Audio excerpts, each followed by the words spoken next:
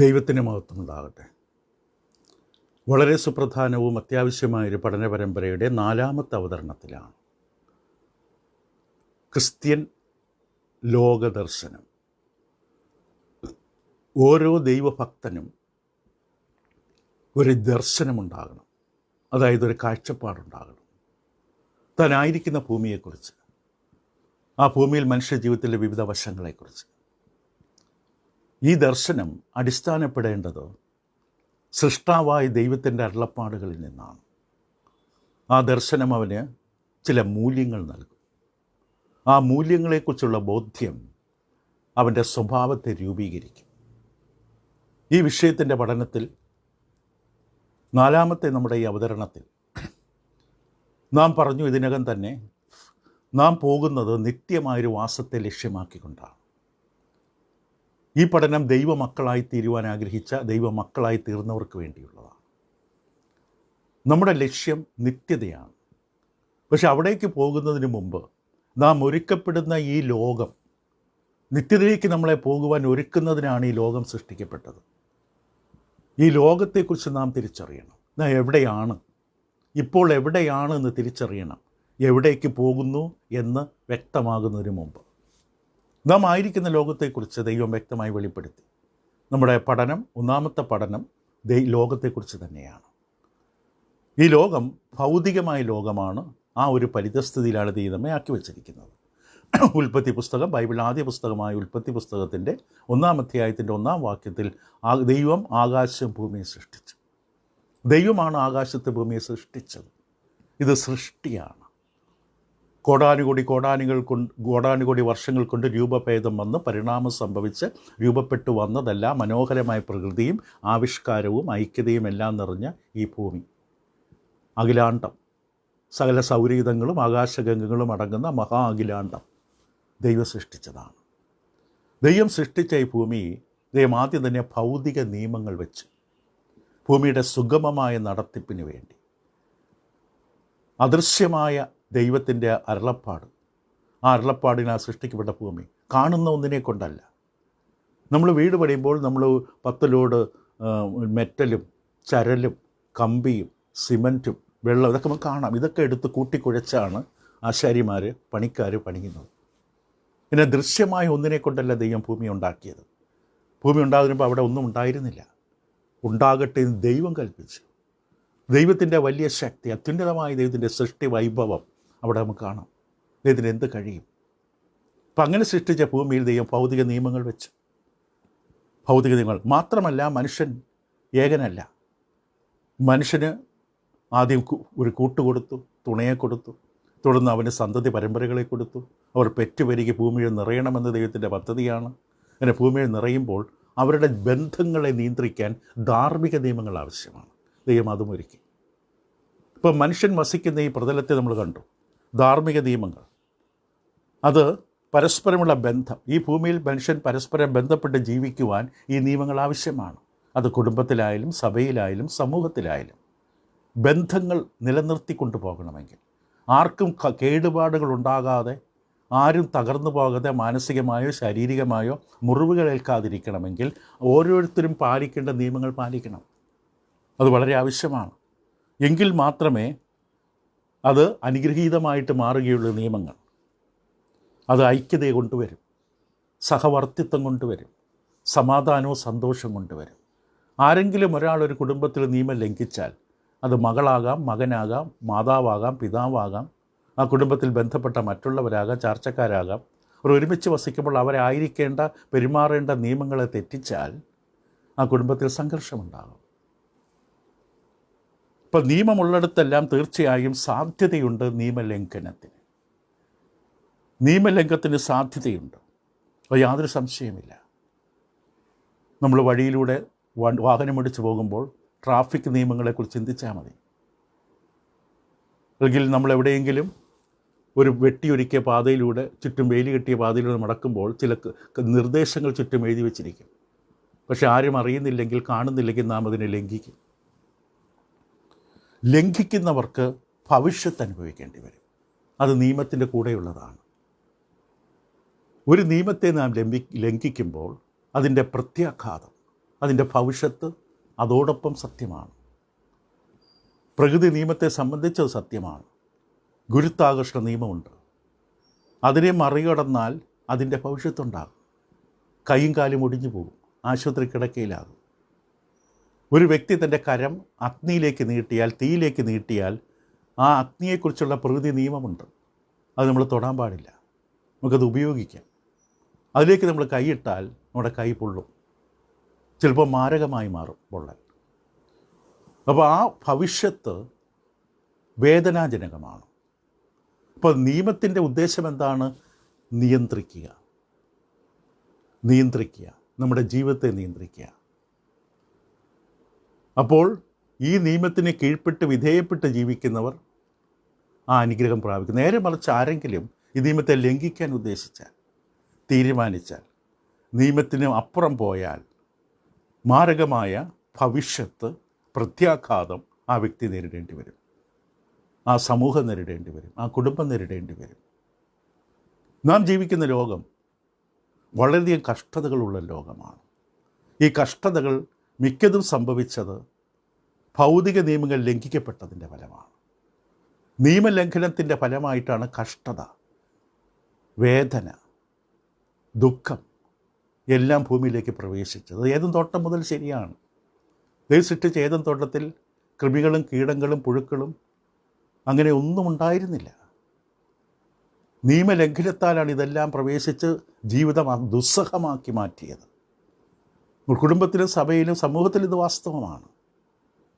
നിയമലംഘനം നടക്കുന്നിടത്ത് ജീവിതം ദുസ്സഹമാകും, ആത്മജീവിതം ബുദ്ധിമുട്ടാകും.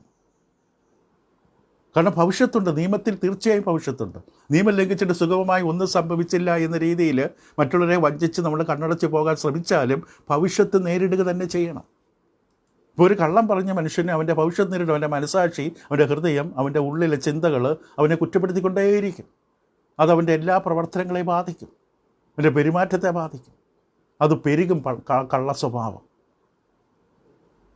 ദൈവം നമ്മെ ആക്കി വച്ചിരിക്കുന്നത് ഏറ്റവും അനുഗ്രഹീതമായ, ഏറ്റവും നല്ല ഒരു സ്ഥലത്താണ്. ദൈവത്തിൻ്റെ ഉദ്ദേശം നിറവേറ്റുന്ന സ്ഥലം.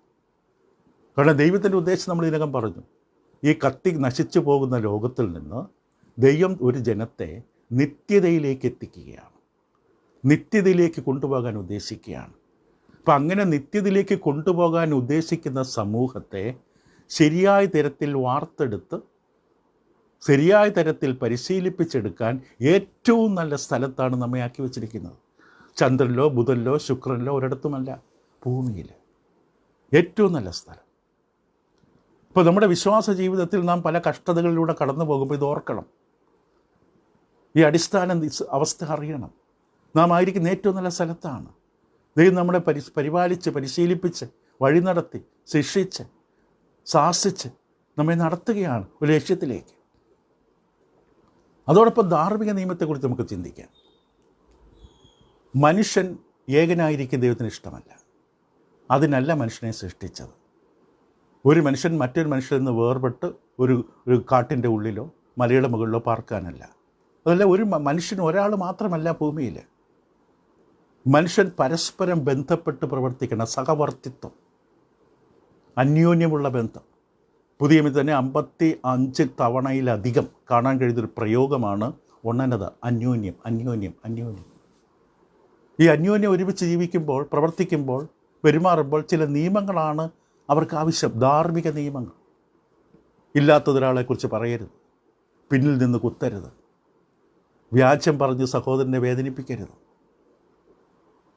ചില പ്രശ്നങ്ങൾ ആ വ്യക്തി എന്നോട് ചെയ്താൽ ഞാൻ പുറത്തു കൊടുക്കണം, ദയയും മനസ്സിലുള്ളവനായിരിക്കണം, ആ വ്യക്തി വേണ്ടി പ്രാർത്ഥിക്കണം, ആ വ്യക്തിയുടെ ആവശ്യ സമയത്ത് ഓടി ചെല്ലണം. അന്യോന്യമുള്ള ബന്ധത്തിൽ ശ്രദ്ധിക്കേണ്ട അനവധി നിയമങ്ങളുണ്ട്.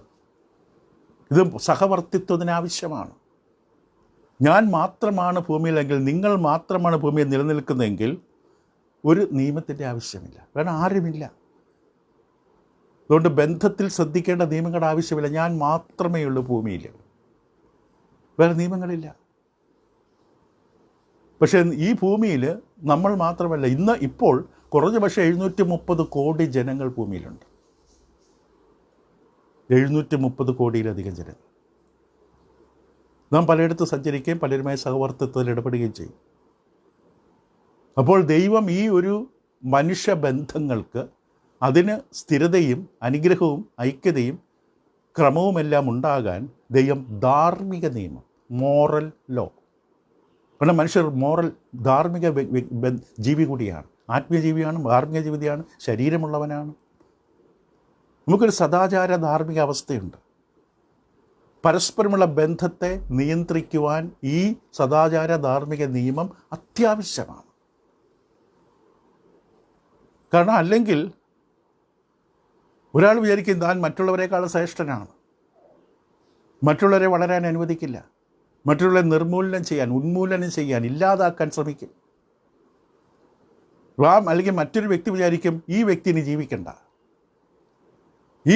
ജീവിക്കണ്ട എന്ന് വിചാരിക്കും. അങ്ങനെ ആ വ്യക്തിയുടെ സ്വാർത്ഥത അല്ലെങ്കിൽ എൻ്റെ സ്വാർത്ഥത മറ്റേ വ്യക്തിയെ ഉന്മൂലനം ചെയ്യാൻ, നശിപ്പിക്കാൻ വേണ്ടി തീരുമാനമെടുക്കും. ഇത് ചുറ്റും സംഭവിക്കാം. ആദ്യ മക്കൾക്ക് കയീനും ഹാബേലും അവരിൽ സംഭവിച്ചായിട്ട് വചനം കാണിച്ചിരുന്നു. അവരെവിടെ നിന്ന് കണ്ടുപഠിച്ചതല്ല. അവരൊരാൾ തീരുമാനിച്ച് മറ്റേ വേണ്ട, എന്നാൽ മറ്റേയാളുടെ യാഗം എന്നേക്കാൾ ഉത്തമമാണെന്ന് ദൈവം കൽപ്പിച്ചപ്പോൾ, അരുളി ചെയ്തപ്പോൾ ഞാൻ കുറവുള്ളവനായി, അവൻ്റെ മുമ്പ് എനിക്കെങ്കിലും ജീവിക്കാൻ പറ്റും, കുറ്റബോധം, അവനെ എങ്ങനെയും കൊന്നുകളയാം. ഇത് ഇന്ന് നടക്കുന്നുണ്ട്. ശരിക്കും കൊല്ലുന്നില്ലെങ്കിലും ഈ തരത്തിലുള്ള ഒരു തരത്തിലുള്ള കൊലപാതകം നടക്കുന്നുണ്ട് മനസ്സിൻ്റെ ഉള്ളിൽ. അതോടൊപ്പം നമ്മൾ മനസ്സിലാക്കണം, നാം സൃഷ്ടിക്കപ്പെട്ടത് സ്വതന്ത്രമായി തീരുമാനമെടുക്കാനുള്ള കഴിവിലാണ്. നിങ്ങൾക്ക് തീരുമാനമെടുക്കാം. ഇന്ന് രാവിലെ ഞാൻ വചനം കേൾക്കണോ, വചനം വായിക്കണോ, പ്രാർത്ഥിക്കണോ, ഈ ഞായറാഴ്ച കർത്തൃ ദിവസം ഞാൻ ദൈവമക്കളോടൊപ്പം കൂട്ടായ്മയ്ക്ക് പോകണോ, വഴിയിൽ കടന്ന് കിട്ടി എൻ്റെ മുമ്പിൽ നടന്നു പോകുന്ന മനുഷ്യൻ്റെ കയ്യിൽ നിന്ന് വീണ 500 രൂപയുടെ നോട്ട് ആ മനുഷ്യനെ വിളിച്ച് ഞാൻ തിരിച്ചു കൊടുക്കണോ, കടക്കാരൻ അധികം തന്ന 10 രൂപ തിരിച്ച കടക്കാരനെ തിരിച്ചേൽപ്പിക്കണോ? ഇവിടെയെല്ലാം നമുക്ക് തീരുമാനമെടുക്കാൻ കഴിവുണ്ട്. ജീവിതത്തിൻ്റെ എല്ലാ മേഖലകളിലും സ്വതന്ത്രമായി നമുക്ക് തീരുമാനമെടുക്കാനുള്ള കഴിവും പ്രാപ്തിയും തന്നിട്ടുണ്ട്. ഇപ്പോൾ ദൈവം ധാർമ്മിക നിയമങ്ങൾ വയ്ക്കുമ്പോൾ തന്നെ അത് വളരെ വ്യക്തമായ ഒരു ഉദ്ദേശത്തിന് വേണ്ടിയാണ്. നമ്മുടെ ജീവിതത്തെ നിയന്ത്രിക്കുക, നമ്മുടെ തീരുമാനങ്ങളെ നിയന്ത്രിക്കുക. ആ തീരുമാനങ്ങൾ ഈ ധാർമ്മിക നിയമപ്രകാരം എടുക്കുക. അറിയാത്ത കാര്യത്തെക്കുറിച്ച് പറയാതിരിക്കുക. അതൊരു വളരെ ലളിതമായ നിയമം. എനിക്കറിയില്ല, പക്ഷെ ഞാൻ കുറ്റപ്പെടുത്തി. ഞാനൊന്ന് അന്വേഷിച്ച് മനസ്സിലാക്കി 2 വശവും കേട്ടിട്ട് വേണമായിരുന്നു ഞാൻ ദൈവവചനപ്രകാരമുള്ളൊരു നിലപാട് പറയാൻ. പക്ഷെ എൻ്റെ സ്വാർത്ഥ നിമിത്തം ഞാൻ പെട്ടെന്ന് തന്നെ, അതും പരസ്യമായി, ഒരാളെ കുറ്റപ്പെടുത്തി. ഇപ്പോൾ നമ്മുടെ സ്വഭാവ രൂപീകരണം, ഒരു മനുഷ്യനും പൂർണ്ണതയും തികവുമുള്ളവനല്ല. നാം പറഞ്ഞു നിത്യതയിലേക്ക് വേണ്ടി നമ്മളെ ഒരുക്കപ്പെടുകയാണ്. അവിടെ എത്തിക്കുന്നതിന് മുമ്പ് ദൈവം നമ്മളെ ഒന്ന് പണിയും, സ്വഭാവം നിർമ്മലീകരിക്കും, സ്വഭാവം രൂപീകരിക്കും, സ്വഭാവം വിശദീകരിക്കും. ആ പണി നടക്കുകയാണ്. അപ്പോൾ ആ പണി നടക്കുന്ന പ്രക്രിയയിൽ ദൈവം നമുക്ക് നിയമങ്ങൾ, സദാചാര ധാർമ്മിക നിയമങ്ങൾ നൽകി. അതോടൊപ്പം നമുക്ക് സ്വാതന്ത്ര്യമുണ്ട്. ആ നിയമപ്രകാരം നാം തീരുമാനങ്ങളെടുത്ത് ദൈവത്തിൻ്റെ ഇഷ്ടമനുസരിച്ച് നമ്മൾ മാറുമ്പോൾ നമ്മുടെ സ്വഭാവത്തിന് മാറ്റം വരും. ആ പഴയ മർക്കട മുഷ്ടി മാറി, പഴയ മറ്റുള്ളവരെ എപ്പോഴും പഴിചാരുന്ന സ്വഭാവം മാറി. അത് എന്നെ തന്നെ നശിപ്പിക്കാമെന്ന് എനിക്ക് മനസ്സിലായി. അപ്പോൾ മനുഷ്യനുള്ള ഈ സ്വാതന്ത്ര്യം, അതായത് ദൈവത്തിൻ്റെ ധാർമ്മിക നിയമങ്ങളുമായി ബന്ധപ്പെട്ട ഈ സ്വാതന്ത്ര്യം, അതിനെ ലംഘിച്ചപ്പോഴാണ് ലോകത്തിലേക്ക് പാപം പ്രവേശിച്ചത്. ആദ്യ മനുഷ്യനായി ദൈവം സൃഷ്ടിച്ച ആദാമിൽ തന്നെ അത് സംഭവിച്ചു. ആദാം ലോകത്തിന് പാപത്തെ പരിചയപ്പെടുത്തി. ആദാം ഒരു വിധത്തിൽ കൈപിടിച്ച് പാപത്തെ അകത്തേക്ക് കൊണ്ടുവന്നു. റോമർക്കെതിരെ ലേഖനം 5-ാം അധ്യായത്തിൻ്റെ 12-ാം വാക്യത്തിൽ ദൈവത്തിൻ്റെ വചന വെളിപാട്, ദൈവവചനം സത്യമാണ്. ഏത് വിഷയത്തിൻ്റെ സത്യം അറിയണമെങ്കിൽ വിശുദ്ധ വേദപുസ്തകം നോക്കണം. ആരുടെയെങ്കിലും പ്രസംഗങ്ങളോ പ്രബന്ധങ്ങളോ മനുഷ്യനിർമ്മിതങ്ങളായ, മനുഷ്യനെഴുതിയ മറ്റൊരു പുസ്തകത്തിലല്ല നോക്കേണ്ടത്. ഏതെങ്കിലും വിഷയത്തെ, ഏതെങ്കിലും അവസ്ഥയെക്കുറിച്ചുള്ള സത്യമറിയാൻ, പരമാർത്ഥമറിയാൻ വിശുദ്ധ വേദപുസ്തകത്തിൽ ആ വിഷയത്തെക്കുറിച്ച് പറഞ്ഞിരിക്കുന്നത് പരിശോധിക്കണം. അപ്പോൾ നമുക്ക് സത്യം മനസ്സിലാവും. സത്യം മനസ്സിലായാൽ നമുക്കൊരു സ്വാതന്ത്ര്യമുണ്ട്, ഒരു അടിസ്ഥാനമുണ്ട്. സത്യം പൂർണ്ണമായി നമ്മൾ മനസ്സിലാക്കുമ്പോൾ അത് വലിയ വിടുതലാണ്. അപ്പോൾ ഈ ഒരു വിഷയത്തെക്കുറിച്ച് വചനത്തിൽ പറയുന്നത് പാപം എങ്ങനെ വന്നു എന്നതിനെക്കുറിച്ച് പറയുമ്പോൾ റോമലേഖനം 5-ാം അധ്യായം 12-ാം വാക്യം പറയുന്ന, അതുകൊണ്ട് ഏക മനുഷ്യനാൽ പാപം മാത്രം വന്നില്ല, അതിൻ്റെ കൂടെ ഒരാളും കൂടെ വന്നു, പാപത്താൽ മരണവും ലോകത്തിൽ കടന്നു. ഇങ്ങനെ എല്ലാവരും പാപം ചെയ്യുകയാൽ മരണം സകല മനുഷ്യരിലും പരന്നിരിക്കുന്നു. ഇപ്പോൾ ലോകത്തിലേക്ക് പാപം കൊണ്ടുവന്നു. ആദാം പാപം ലോകത്തിലേക്ക് അവതരിപ്പിച്ചു. പക്ഷെ ആദാമിനെ കുറ്റപ്പെടുത്താൻ വരട്ടെ. ഒരു പക്ഷേ നാം പലരും ചിന്തിക്കുന്നുണ്ടാകും, ആദാമിൻ്റെ സ്ഥാനത്ത് ഞാനായിരുന്നെങ്കിൽ ഞാൻ ഒരിക്കലും ചെയ്യില്ല. ദൈവം പറഞ്ഞതുപോലെ തന്നെ ജീവിച്ച് സന്തോഷത്തോടെ സമാധാനത്തോടെ ദൈവകൽപ്പനയുടെ ഉള്ളിൽ തന്നെ ഞാൻ നിലകൊണ്ടേനെ. ആത്മാർത്ഥമായി ചിന്തിച്ചു നോക്കുക. നമ്മളങ്ങനെ നിൽക്കുമോ? റോഡിൽ വാഹനം ഓടിക്കുന്ന സമയത്ത് ചിന്തിച്ചാൽ മതി. ഒരു ചെറിയ ഗ്യാപ്പ് കിട്ടിയാൽ നമ്മൾ ഓവർടേക്ക് ചെയ്ത് കയറും. പോകുന്ന വഴിക്ക് ചിലപ്പം മറ്റൊരാളുടെ വായിരിക്കുന്ന മോശമായ വാക്ക് കേൾക്കേണ്ടി വരും. കാരണം അവൻ പ്രതീക്ഷിക്കാതെ നമ്മൾ ഓവർടേക്ക് ചെയ്ത് കയറിയത്. ഹോൺ പോലും അടിച്ച് കാണില്ല, പാലിക്കേണ്ട ദൂരം പാലിച്ച് കാണില്ല, നമ്മൾ പോകേണ്ട ലൈന് മാറിപ്പോയിരിക്കാം. ഇപ്പോൾ നാം മനസ്സിലാക്കണം പൗലോസിൻ്റെ വാക്കുകൾ ഈ വിഷയത്തോട് ബന്ധത്തിൽ നാം ആദാമിനെ കുറ്റപ്പെടുത്തുന്നതിന് മുമ്പ് റോമർക്കെതിരെ ലേഖനത്തിൻ്റെ 3-ാം അധ്യായം 9-10 വാക്യങ്ങളിൽ, ആകയാൽ എന്ത് നമുക്ക് വിശേഷതയുണ്ടോ? ഒരു യഹൂദനായ പൗലോസ് യഹൂദജനത്തോടും ചോദിക്കുമ്പോൾ നമുക്ക് വിശേഷതയുണ്ടോ? ഉത്തരം അശേഷമില്ല. യഹൂദന്മാരും യവനന്മാരും ഒരുപോലെ പാപത്തിന് കീഴാകുന്നത് മുമ്പേ തെളിയിച്ചല്ലോ. ആ ഭാഗം എഴുതുന്നതിന് മുമ്പുള്ള വേദഭാഗത്തിൽ 2-ാം അധ്യായത്തിലും 1-ാം അധ്യായത്തിലും പുറജാതികളും യഹൂദന്മാരും ഒരുപോലെ എല്ലാ മനുഷ്യരിലും ഈ സ്വഭാവമുണ്ട്. കാരണം പാപലോകത്ത് കയറി, എല്ലാവരിലും പാപം, ശിശുക്കൾ ഒഴികെ എല്ലാവരിലും. പക്ഷേ ശിശുക്കൾ ജീവിക്കുന്ന ഈ പാപ സാഹചര്യത്തിലാണ്. അതുകൊണ്ട് നമ്മൾ എത്രമാത്രം നമ്മൾ ശ്രദ്ധിച്ച് നമുക്കറിയാൻ പറ്റും. സ്നാനമെട്ടെന്ന് പറഞ്ഞാലും യുവാക്കൾ, യുവതികൾ എല്ലാ തരത്തിലും ജഡീകമായ ലോകത്തിൻ്റെതായ മാലിന്യങ്ങളിലേക്ക് പതുക്കെ പതുക്കെ ചരിയുന്നത് കാണാം. അത്ര വലിയ ശക്തിയാണ് ലോകത്തിലുള്ളത്. അത് വളരെ ആത്മാർത്ഥമായ ദൈവകൃപ തേടി ജീവിച്ചെങ്കിൽ അത് വീണു പോകും. മനുഷ്യന് അസാധ്യമല്ല ദൈവഭക്തി, സാധ്യമാണ്. പക്ഷേ അതിന് ആത്മാർത്ഥമായ ശ്രമം വേണം. ഇവിടെ പൗലോസ് പറയുന്ന, ആകെയല്ല എന്ത് നമുക്ക് വിശേഷതയുണ്ട്, അശേഷമില്ല. അതുകൊണ്ട് അഹങ്കരിക്കാൻ വരട്ടെ, ഞാനാണ് ചെയ്യില്ല എന്ന് പറയാൻ വരട്ടെ. യഹൂദന്മാരും യവനന്മാരും ഒരുപോലെ പാപത്തിന് കീഴാകുന്നു നാം തെളിയിച്ചുവല്ലോ. ഇതിനു മുമ്പുള്ള ഭാഗങ്ങളിൽ പൗലോസ് കാണിച്ചു തന്നു. എന്നിട്ട് പറഞ്ഞു 10-ാം വാക്യം, നീതിമാൻ ആരുമില്ല, ഒരുത്തൻ പോലുമില്ല, ഗ്രഹിക്കുന്നവനില്ല, ദൈവത്തെ അന്വേഷിക്കുന്നവനുമില്ല. നീതിമാനായിട്ട് ആരുമില്ല ലോകത്ത്. 23-ാം വാക്യത്തിൽ ഒരു വലിയ സത്യം അവതരിപ്പിക്കും, ഒരു വ്യത്യാസവുമില്ല. ഞാൻ കേമനാണ്, ശ്രേഷ്ഠനാണ്, ഞാനാണെങ്കിൽ ഇങ്ങനെ ചെയ്യില്ല എന്ന് പറയാൻ വരട്ടെ.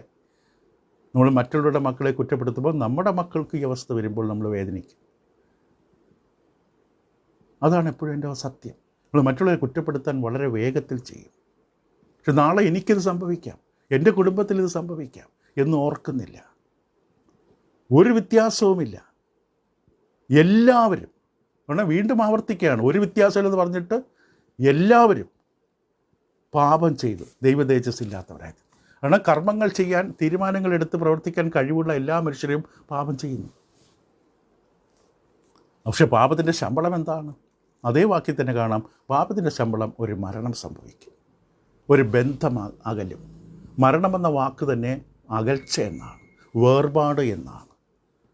പാപമാണ് മനുഷ്യനെ ദൈവത്തിൽ നിന്ന് അകറ്റിയത്. ഏദൻ തോട്ടത്തിൽ ദൈവ സാന്നിധ്യവും ദൈവത്തിൻ്റെ വിശുദ്ധമായ ആ സാന്നിധ്യ ബോധത്തിൽ ജീവിച്ച വിശുദ്ധമായൊരു പരിശുദ്ധമായ അന്തരീക്ഷത്തിൻ്റെ ആ അനുഗ്രഹത്തെ നഷ്ടപ്പെടുത്തി കളഞ്ഞത് മനുഷ്യനാണ്. അവൻ പാപം ചെയ്യുമ്പോൾ ദൈവത്തിൽ നിന്ന്, കാരണം ദൈവത്തിന് ഈ പാപമായിട്ട് കൂട്ടുകെട്ടില്ല, പാപമായിട്ട് സമ്പർക്കമില്ല ദൈവത്തിന്. അതുകൊണ്ട് നാം ജീവിക്കുന്ന ലോകം പാപം നിറഞ്ഞിരിക്കുകയാണ്, ശാപം നിറഞ്ഞിരിക്കുകയാണ്, മരണത്തിലേക്ക് പോവുകയാണ്, അവസാനം നാശത്തിലേക്ക് കുതിക്കുകയാണ്. ഇവിടെ ദൈവം മനുഷ്യന് ധാർമ്മിക നിയമങ്ങൾ വെച്ച സ്ഥലമാണ്, ഏറ്റവും നല്ല സ്ഥലമാണ്. പക്ഷെ മനുഷ്യൻ ദൈവത്തോട് മത്സരിക്കാനാണ് തീരുമാനിച്ചത്. നീതിമാൻ ആരുമില്ല, ഒരുത്തൻ പോലുമില്ല. ദൈവത്തെ ഗ്രഹിക്കുന്നവനില്ല, അന്വേഷിക്കുന്നവനില്ല എന്നാണ് വചനസത്യം. ഇപ്പോൾ ലോകത്തിൽ കഷ്ടതകളും വേദനകളും അനവധിയാണ്, പല വിധത്തിൽ നിറഞ്ഞു കിടക്കുകയാണ്. പക്ഷെ അതേ സമയത്ത് നമ്മൾ കേൾക്കുന്നു, ദൈവം ഭൂമിയെ സൃഷ്ടിച്ച് പറഞ്ഞു ഏറ്റവും നല്ലത്. ഈ ഭൂമിയെ നോക്കി ദൈവം 6-ാമത്തെ ദിവസം പറഞ്ഞ എന്താണ്? ഏറ്റവും നല്ലത്. അതിൽ മനുഷ്യരെ കൂടെ സൃഷ്ടിച്ചു കഴിഞ്ഞപ്പോൾ ഏറ്റവും നല്ലത്. വേറെ ഒരു പ്രതലം ഇത്രയും അനുകൂലമായ മറ്റൊരു പരിതസ്ഥിതി മനുഷ്യനില്ല, മനുഷ്യൻ ലഭിക്കാനില്ല. അതും സ്വതന്ത്ര ചിന്താഗതി, സ്വതന്ത്ര തീരുമാനമെടുക്കാനുള്ള കഴിവുള്ള മനുഷ്യന് ഇതിനേക്കാളും നല്ലൊരു പരിതസ്ഥിതി, സാഹചര്യവും പ്രതലവുമില്ല. മനുഷ്യൻ്റെ ഈ കഴിവുകൾക്കനുസരിച്ച് ഏറ്റവും നല്ല സ്ഥലമാണ് ഭൂമി. പക്ഷേ ദൈവത്തിൻ്റെ ധാർമ്മിക സദാചാര നിയമങ്ങൾക്കെതിരെ മനുഷ്യനെടുത്ത പാപകരമായിട്ടുള്ള തീരുമാനങ്ങൾ ഈ വേദനയും സങ്കടവും ഭൂമിയിലേക്ക് കൊണ്ടുവന്നു. എന്തുകൊണ്ടൊക്കെ ദൈവം അവരെ വിസ്തരിച്ചപ്പോൾ പറഞ്ഞത്? നീ ഇത് ചെയ്ത നിമിത്തം നീ കഷ്ടതയോടെ അഹോവൃത്തി കഴിക്കും, നീ വേദനയോടെ പ്രസവിക്കും, മുള്ളും പറക്കാരെയുമായിരിക്കും നിനക്ക് തിരികെ തരാൻ പോകുന്നത്. തുടർന്ന് ശരീരത്തിലെ സകലവിധ രോഗങ്ങളും. എന്താ കാരണം? ദൈവ നിയമം ലംഘിച്ചു.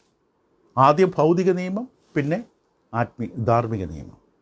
അത് കഷ്ടത, വേദന, ദുരന്തം, ദുരിതം ലോകത്തിന് സംഭവിച്ചു. അത് വളരെ വ്യക്തമായിട്ട് നമുക്ക് ഉൽപ്പത്തി പുസ്തകം കാണാൻ സാധിക്കും. ഉൽപ്പത്തി പുസ്തകത്തിൻ്റെ 3-ാം അധ്യായം, അവിടെ ദൈവം പറഞ്ഞത് ഇപ്രകാരമാണ്.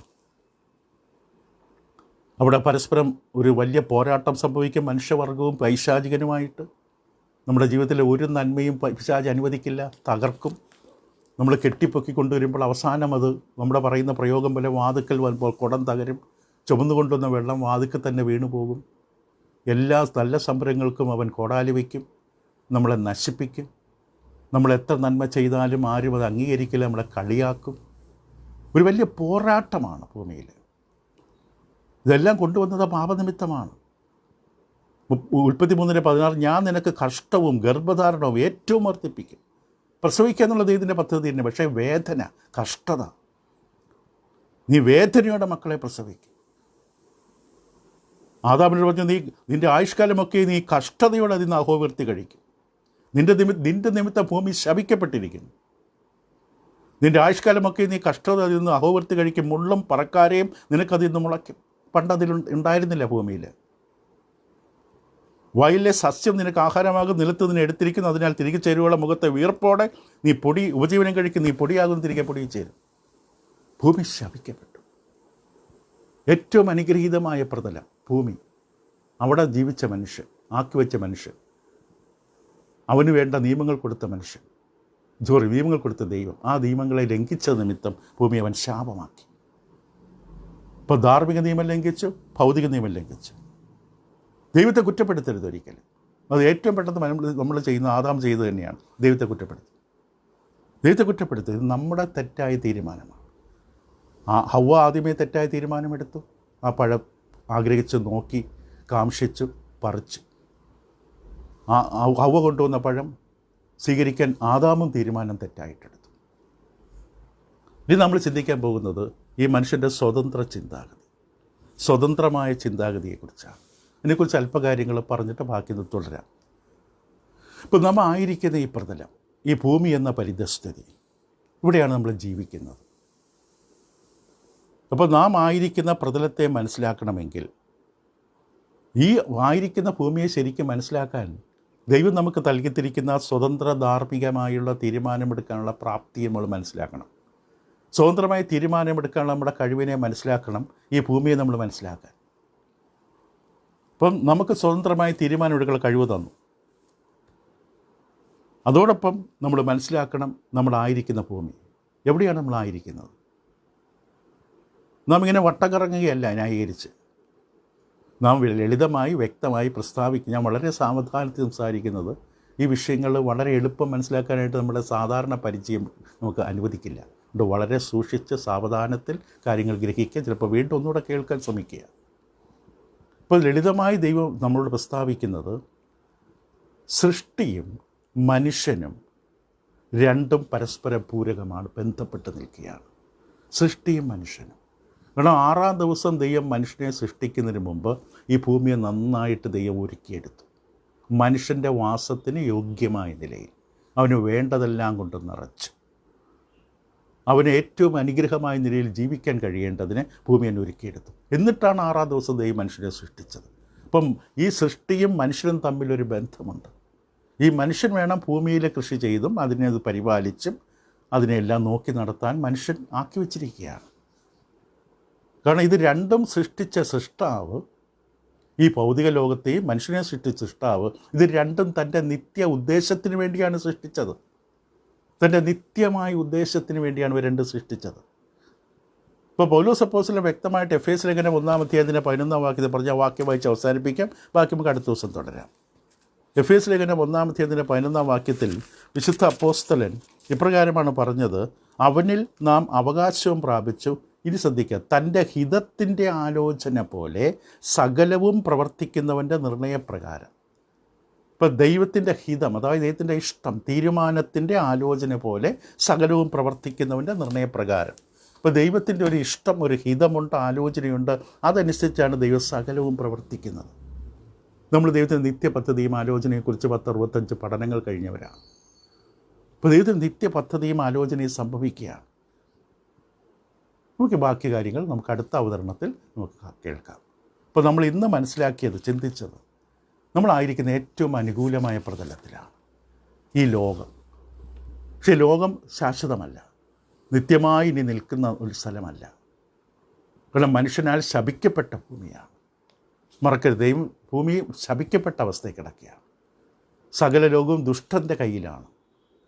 ഇവിടെ താമസിക്കുന്ന മനുഷ്യൻ പോർക്കളത്തിലാണ്. ഇതല്ല മനുഷ്യൻ്റെ അന്ത്യമായ സ്ഥലം. ഇവിടെ നിന്ന് ദൈവം എന്നെ സ്നേഹിക്കുന്ന മനുഷ്യനെ മറ്റൊരിടത്തേക്ക് കൊണ്ടുപോകും.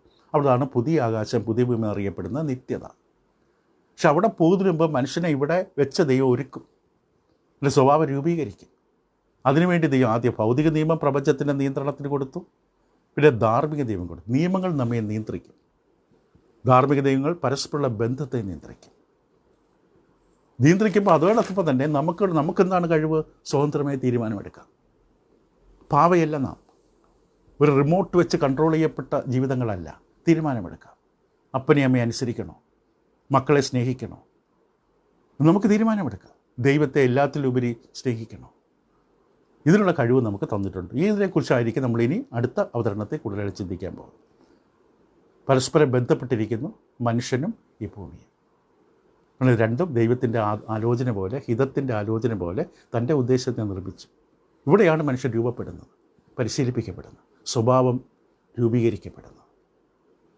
ഇവിടെ നമ്മൾ ജീവിക്കുമ്പോൾ നമുക്ക് തീരുമാനമെടുക്കാം.